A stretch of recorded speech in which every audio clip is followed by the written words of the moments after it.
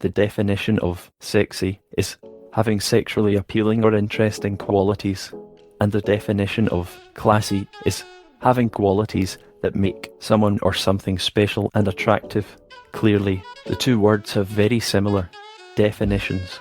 So while most people view sexy and classy as two very different qualities, it is very possible to be sexy but classy at the same time. 1.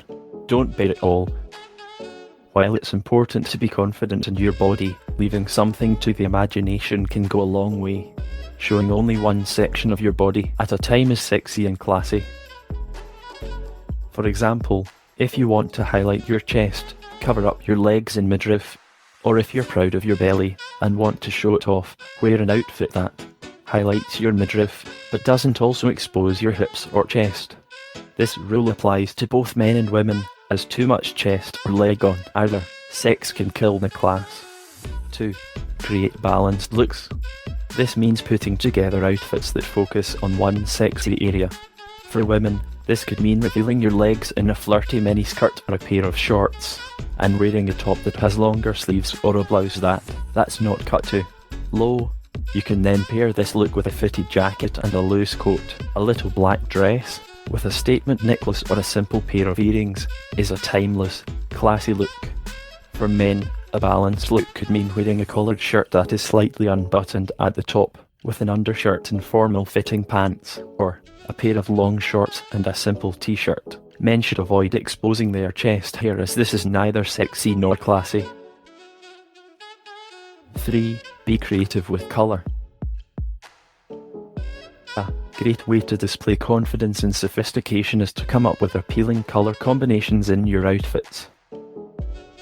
Pick colours based on your skin tone. Dual tones like purple and dark green look great on cool skin tones. Metallics and neon look great on warm skin tones, and bold, bright colours look great on neutral skin tones. 4. Define your waistline. Defining your waistline is a great way to show off your figure without showing any skin. Women can do this with a thin belt over a dress or a top that tucks in at the waist. If you decide to wear a flowy top, pair it with a form-fitting bottom like a skirt or a pair of black leggings. Men can do this by tucking in their shirt into their jeans or pants and wearing a subtle leather belt. 5. Groom yourself. Nothing is more classy and sexy than someone who puts in the effort to maintain their appearance. Women should shave their legs if they are going to be wearing skirts and shorts, and a good manicure, whether done at home or at a nail salon, will show you care about your appearance and have good hygiene. Men should keep their beards trimmed and clean looking. A nice spritz of cologne will add a touch of class to even the most casual outfit. 6. Maintain good posture. Being sexy, but classy, is about more than just the clothes you wear. It's about how you walk and present yourself to others. So, avoid slouching or sitting down in a heap. This doesn't present a very confident, classy demeanour. Focus on maintaining good posture so you can seem attractive and sophisticated. Do this by practicing good posture when you're seated. Keep your feet flat on the floor. Avoid crossing your legs. Keep your ankles in front of your knees. Roll your shoulders down and relax them. There should be a small gap between the back of your knees and the front of your seat. You should also practice good posture when you're standing. Stand straight and tall with your shoulders pulled back. Keep your legs shoulder width apart and your knees slightly bent. Bear your weight mostly on the balls of your feet. Let your arms hang naturally at your sides and keep your head level with your shoulders. 7. Mind your manners. Displaying good manners shows others you have a sense of class. There are two types of manners: greeting manners and dining manners. Greeting manners are a way to show others how polite and considerate you can be. Do not talk during a movie or show. Say "excuse me" if you bump into someone and "bless you" if someone sneezes. Avoid interrupting someone when they are speaking. During a conversation, it's also good manners to introduce yourself to someone by name and answer any questions with positivity and a smile. End the conversation by telling the person it was lovely to meet them, and if possible, say goodbye to them by name.